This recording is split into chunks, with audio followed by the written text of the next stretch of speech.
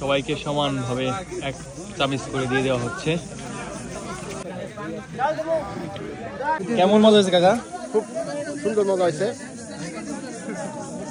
আলোর ডোব পড়ছে বলে উপলক্ষে আলো সেই মজা হয়েছে, সেই মজা হয়েছে, খুব ভালো হয়েছে। আমাদের মানিকগঞ্জে এখনো কিন্তু গ্রামের বিভিন্ন মিলাদ মাহফিল এবং অন্যান্য সামাজিক অনুষ্ঠানে এভাবেই মাটিতে বসে খাওয়া হয়। দেখতে পাচ্ছেন এই যে মাটিতে চট বিছানো হয়েছে, এখন সবাইকে প্লেটে একসাথে খাবার দেওয়া হচ্ছে।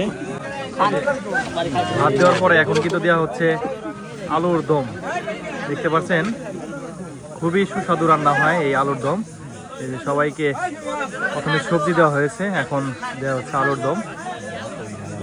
সবার প্লেটে কিন্তু এক পিস দুই পিস করে এভাবে সমান পরিমাণে দিয়ে দেওয়া হচ্ছে। ঘি দিয়ে রান্না করা হয় এই আলুর দম।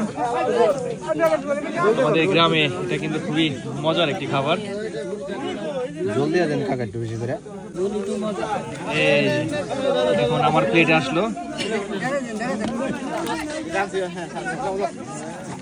দেখতে পাচ্ছেন দারুণ মজার খাবার।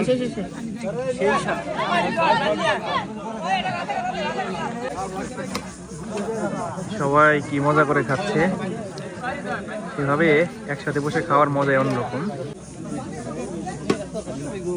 কেমন মজা হয়েছে? গরু মাংস এটা বেশি ভালো লাগে। গরু মাংস হিসেবে স্বাদ কিন্তু এই দেখেন, এটা যে না খাই নাই যে ও বুঝবো না।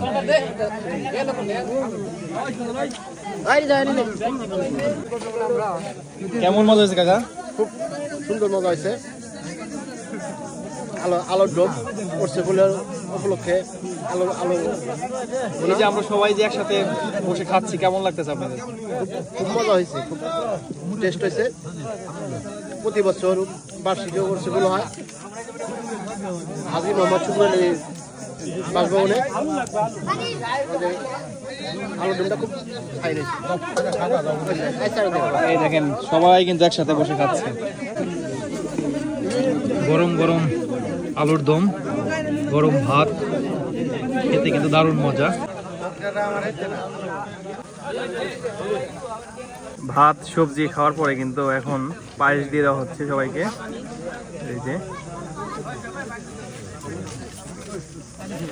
এভাবেই কিন্তু গ্রামে বিভিন্ন সামাজিক অনুষ্ঠানে মিলাদ মাহফিলে